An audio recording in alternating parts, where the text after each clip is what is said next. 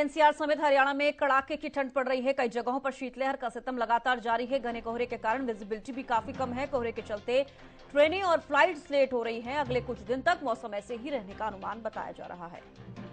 तो दिल्ली एनसीआर समेत हरियाणा में कड़ाके की ठंड पड़ रही है। कई जगहों पर शीतलहर का सितम लगातार जारी है। कोहरा बना हुआ है, जिससे लोगों को खासा परेशानी तो हो ही रही है। साथ ही साथ आवागमन में लोगों को दिक्कतों का सामना करना पड़ रहा है। ट्रेन लेट चल रही हैं, फ्लाइट्स लेट चल रही हैं। घने कोहरे के कारण विजिबिलिटी कम है, जिसकी वजह से आम जीवन पर काफी असर देखने को मिल रहा है। कोहरे के चलते ट्रेन और फ्लाइट्स लेट चल रही हैं। अगले कुछ दिन तक मौसम ऐसे ही रहने का अनुमान लगाया जा रहा है।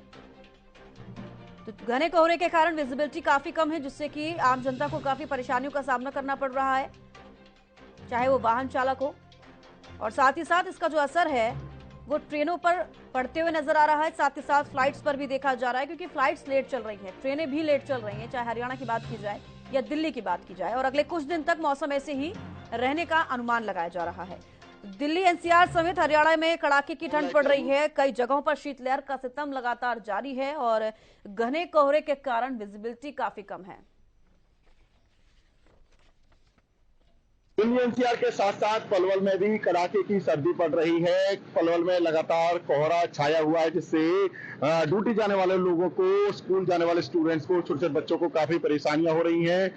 बात करें पलवल की, तो पलवल का तापमान 7 डिग्री सेल्सियस है। फिलहाल हम मौजूद है पलवल के नेशनल हाईवे 19 पर। आप देख सकते हैं किस तरह से वाहनों की रफ्तार कहीं ना कहीं थमी हुई है।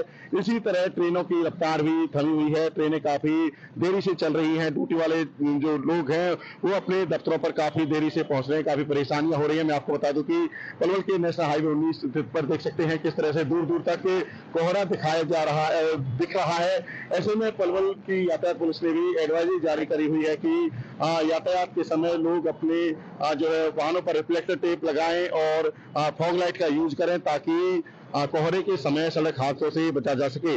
सबसे ज्यादा जो कोहरा है, सर्दी है, उन लोगों को परेशान कर रही है जो 2 व्हीलर्स पर जाने वाले लोग हैं या फिर पैदल जाने वाले लोग हैं। उनको काफी परेशानियों का सामना कोहरे और सर्दी की वजह से करना पड़ रहा है। हालांकि ये कोहरा गेहूं की फसल के लिए काफी फायदेमंद होता है, लेकिन साथ ही सरसों की फसल के लिए कोहरा काफी नुकसान पहुंचाता है, क्योंकि जिस तरह से सर्दी से पाला पड़ता है तो सरसों की पैदावार कम होती है। कहीं ना कहीं सरसों के किसानों को इससे परेशानियां बढ़ रही है। आपको बता दें कि जिस तरह से लगातार पलवल में कोहरा छाया हुआ है, कहीं ना कहीं लगातार सर्दी पड़ रही है, तो ऐसे में लोगों का जनजीवन भी अस्त व्यस्त होता दिख रहा है। कोहरे की वजह से जो यातायात तो प्रभावित हो ही रहा है, साथ ही जो रोजमर्रा की कामकाज के लिए आने जाने वाले लोग हैं उनको काफी परेशानियां हो रही हैं। कोहरे की वजह से सड़क हादसों की संख्या बढ़ जाती है, क्योंकि जब कोहरा ज्यादा होता है तो आमने सामने वाले एक दूसरे को वाहन दिखते नहीं है, जिसकी वजह से सड़क हादसे भी कोहरे की वजह से बढ़ जाते हैं।